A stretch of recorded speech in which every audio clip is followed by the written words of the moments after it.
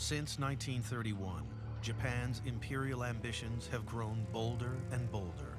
First, Manchuria is invaded, then China itself.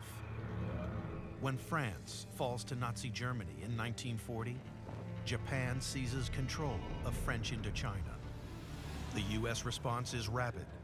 Japan's financial assets are frozen and an oil embargo is imposed. The message is clear: withdraw from Indochina or be economically crushed.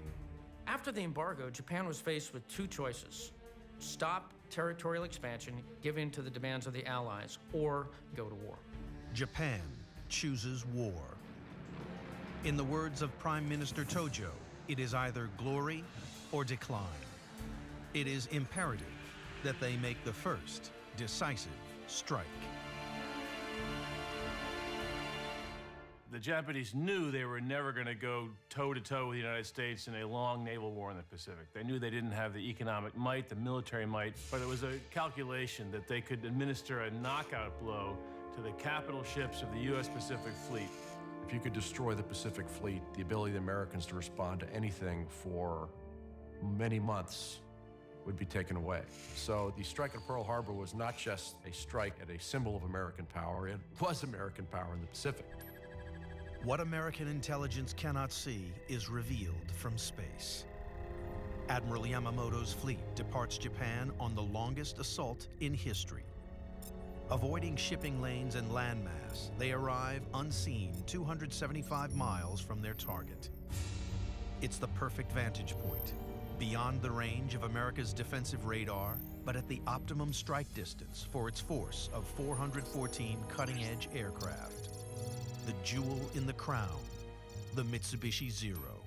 It's faster than anything that they've used before. It's incredibly maneuverable and it has extreme range. But while the technology was pretty good, what mattered at Pearl Harbor was the man behind it. It was the pilot.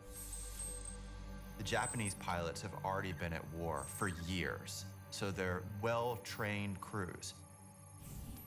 You add on top of that, they'd been planning that attack for a long period of time, so they've been running war games, simulating it, going through the action again and again, so that basically many of them talked about how they could have done it going in blind.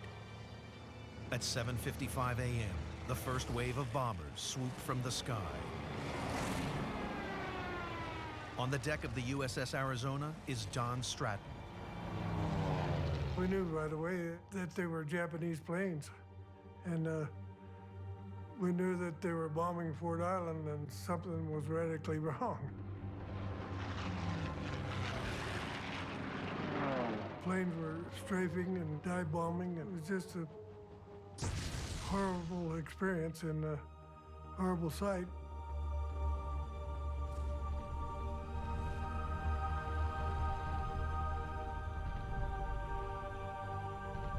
It was a high-altitude bomber, dropped like a 2,000-pound bomb. I mean, it just devastated everything in its path, and the concussion and the smoke and the fire was horrendous. It just was like you'd lost your home. Of 8 battleships at anchor, the Arizona, Oklahoma, West Virginia, and California are sunk. The rest severely damaged. In 68 minutes, Japan has crippled the heart of America's Pacific Fleet. From the Japanese perspective, the attack on Pearl Harbor succeeded beyond the most optimistic expectations. When you consider the losses that the Japanese suffered in this attack, it was essentially nothing. The Japanese lose 64 men to 3,649 U.S. casualties, a human damage ratio of 57 to 1.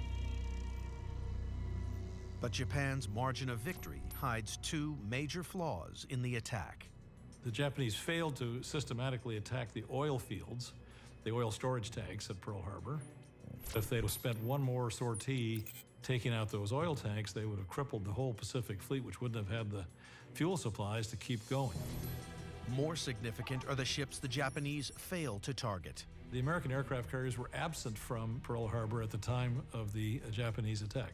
And as things evolved very quickly, it became clear that the aircraft carrier is destined to become the most significant naval asset for either side in the Pacific War, and the American carriers were untouched. Oil supplies and air domination, two factors that will dictate the fate of World War II, and Japan fails to damage either. Instead, it has awoken the full wrath of the sleeping American giant.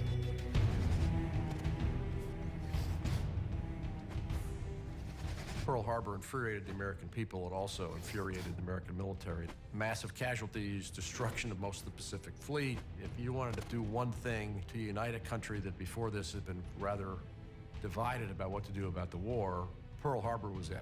This was like a lightning rod throughout the American population. No longer was President Roosevelt limited in his options. He had a United States population that was angry and unified and desired revenge against Japan. Her era of isolationism is over. America is at war and begins its rise to become the most powerful nation on the planet.